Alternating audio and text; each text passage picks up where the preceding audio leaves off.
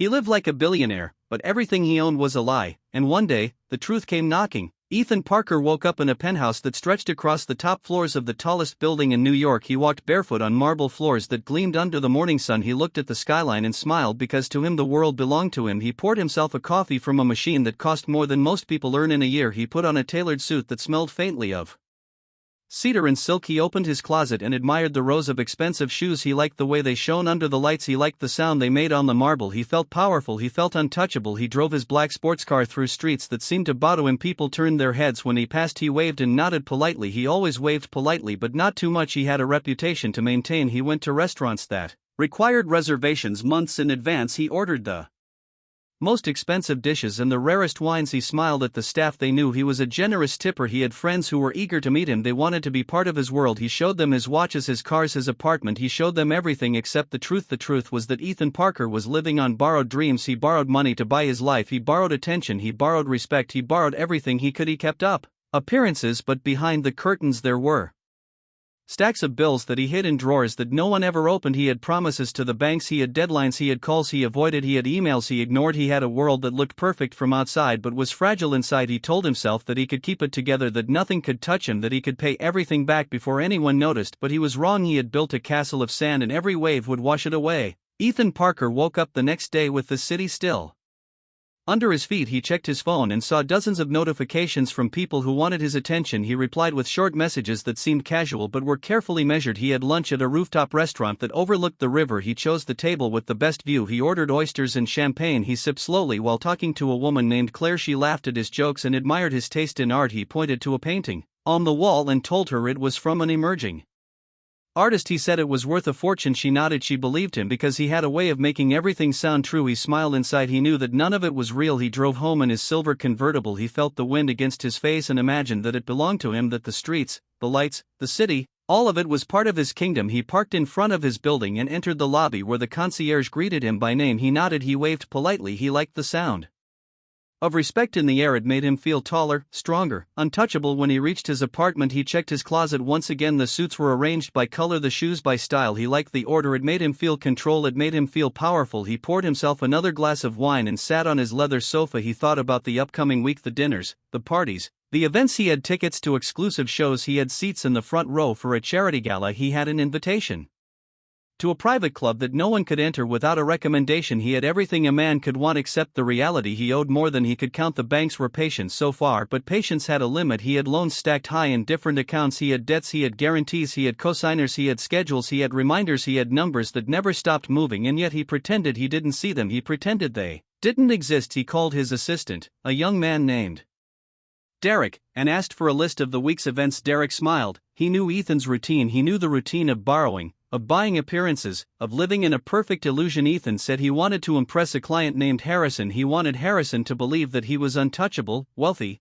confident. He invited Harrison to a private dining room in a restaurant that cost more than most people's yearly income. He ordered everything without hesitation. He watched Harrison's eyes widen. He laughed politely and told stories that sounded believable because Ethan Parker had spent years learning how to make lies taste like truth. And yet, every time he returned home, the walls of his apartment seemed closer, tighter, the marble floors colder, and the silence louder, because no matter how much wine he drank or parties he attended, the truth always returned, quiet but persistent. And Ethan Parker knew that one day the illusion would crack and the banks would stop waiting, and then he would have to face the emptiness that he had built around himself. Ethan Parker woke up late that morning, sunlight spilling across the penthouse like gold. He rubbed his eyes and stared at the city below. It looked endless. It looked as he got out of bed and walked barefoot across the polished marble floors to the kitchen. He poured himself a cup of espresso, bitter, strong, expensive. He looked at the bills stacked in the drawer. He had avoided them for weeks. He touched the paper but did not open it. He told himself he had time, that the banks would understand, that everything was under control. He put on a suit,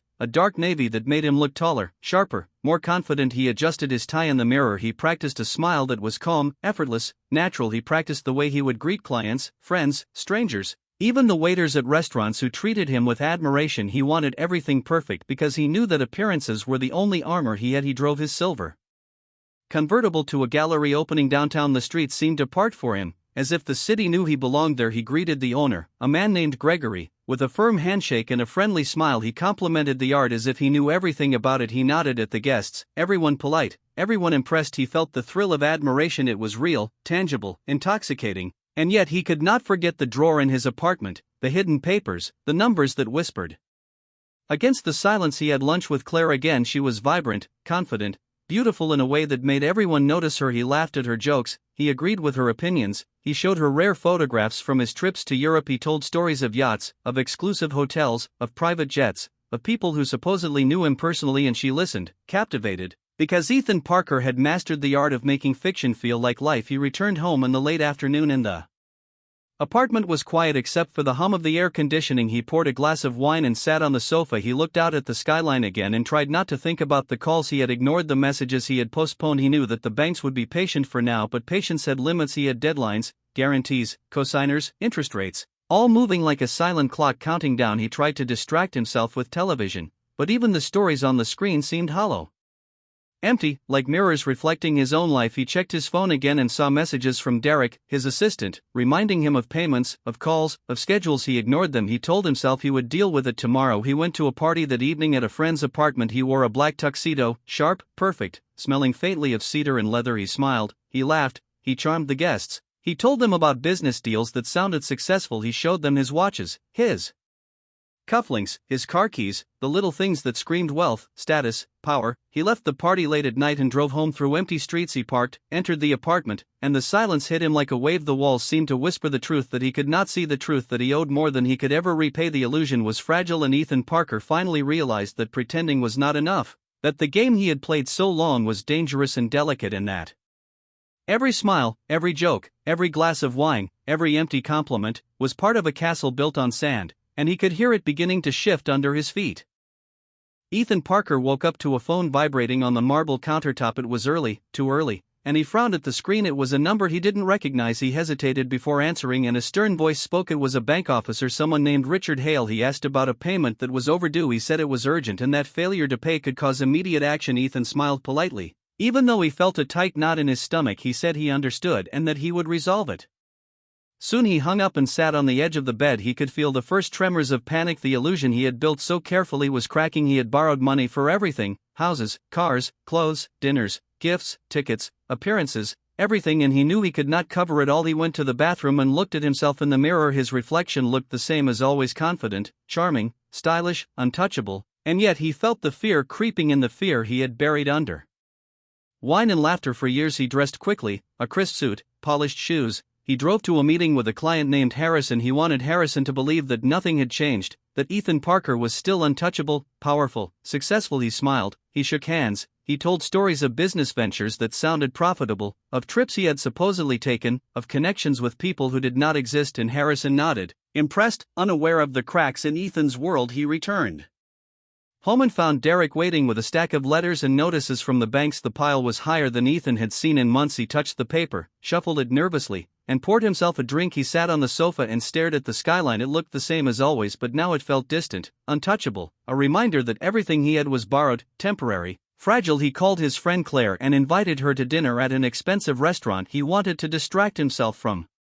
the growing panic. He wanted to maintain the illusion. He wanted to breathe the illusion because reality was suffocating. She laughed, agreed, and they went out. He smiled, he charmed, he laughed, he ordered champagne, rare dishes, everything extravagant, and Claire admired him. Oblivious to the storm he was hiding inside, he returned home late that night and the apartment was silent. The silence was heavier than usual. He walked to the drawer where the bills were hidden and opened it. The stack of notices, demands, statements seemed to grow taller, endless, mocking. He felt the first real tremor of fear, not the fear of missing a party, not the fear of losing admiration, but the fear of losing everything: the banks, the money, the borrowed world, the life he had spent years crafting. It was all fragile, and he realized that appearances were no longer enough, that the castle he had built was shaking at the base, and that the waves, small at first, were beginning to crash against the walls of his illusion. He poured another drink, sat in silence, and for the first time in years, Ethan Parker wondered if he had created a life or a prison. Ethan Parker woke up feeling a weight he could no longer ignore. The sunlight was harsh on the marble floors. He walked to the kitchen and saw a stack of unopened mail. It was taller than yesterday. He touched it but didn't open it. He told himself he would deal with it later, but later never came. He had a meeting with Harrison again, this time to discuss an